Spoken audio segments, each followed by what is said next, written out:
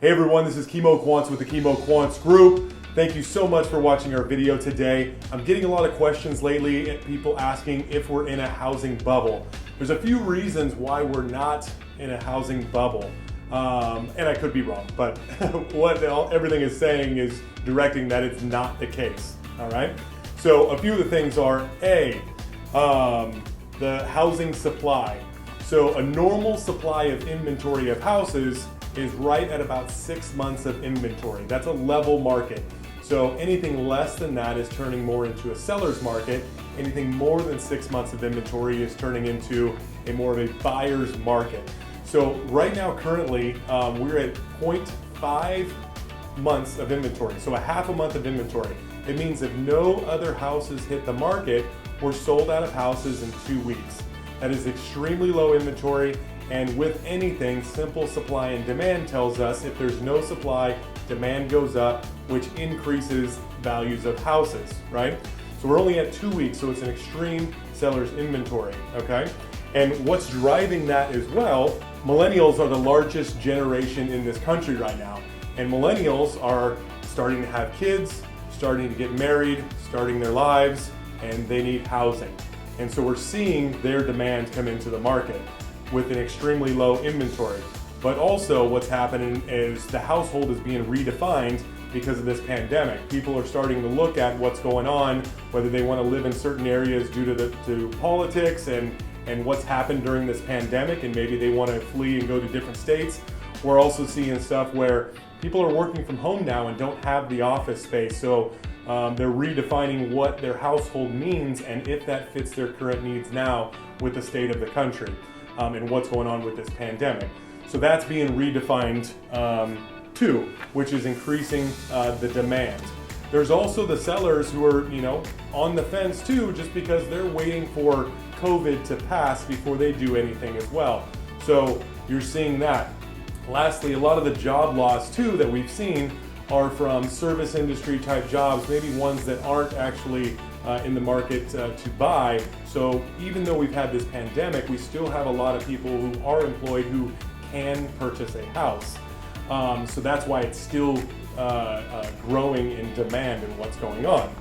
So the Mortgage Credit Availability Index basically determines how hard or easy it is. It's a scale to be able to get a loan, okay? The lower the number, the harder it is to get a loan. The higher the number, the easier it is to get a loan. So just before 2006, that two kind of years where things exploded, 2006, 2008, it was just under 400, and then it got all the way up to almost 900 as far as how easy it is to get a mortgage. And everybody's buying a mortgage, and there was almost like a fake demand. Everybody was excited and can get a loan, and so they went and did it, which we don't have today. The index today is at 122. So it's a lot harder to get a loan, so we're not handing out mortgages like candy like they were. So the people who are actually buying are real demand, are real buyers, real qualified buyers. The other thing is the equity people have in their house as well. So back 2006, 2008, a lot of people were taking out home equity lines, going buying cars, paying off their credit cards, and those equity lines were being given out all the time. So people were, obviously having large mortgages and seconds on their house, and then any decline in the value of their house puts them in a bad position. Right now, what we're seeing is 38% of owner-occupied housing units are owned free and clear in the United States. 38%. That's quite a bit are owned free and clear. But also too, 18%, almost 18.7% of those that are financed also have a balance of less than 50% of what the home's value is, which is a great position for them to be in.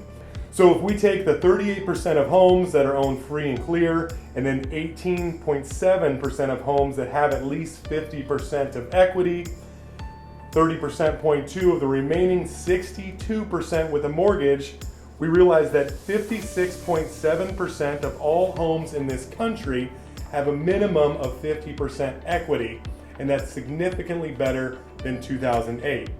So basically the bottom line is people have a lot more equity right now. There's a lot more demand and real demand of people who have more stringent rules to be able to get a mortgage to do so. with the housing crisis, not a lot of builders building as well. I think I missed that earlier. Not a lot of builders are building because they were slowed down due to the pandemic. And the demand is real and they're motivated, and that large generation of millennials are buying houses. And with this low inventory of less than a half a month, and the last thing is historic low interest rates. So this is the perfect storm for sellers right now, and that's why you're seeing home values go through the roof. And what's awesome too is that San Diego is expected to have the largest, I guess this is great for home sellers, San Diego is supposed to have the largest increase in home values in the entire United States in 2021 here. So if you have any questions about this or anything regarding real estate, give us a call. Again, thank you so much for watching the video. My name is Kimo Quance with the Kimo Quance Group. Talk and call to any of my agents here on my team or me directly. Thank you so much for watching. We'll talk to you guys soon.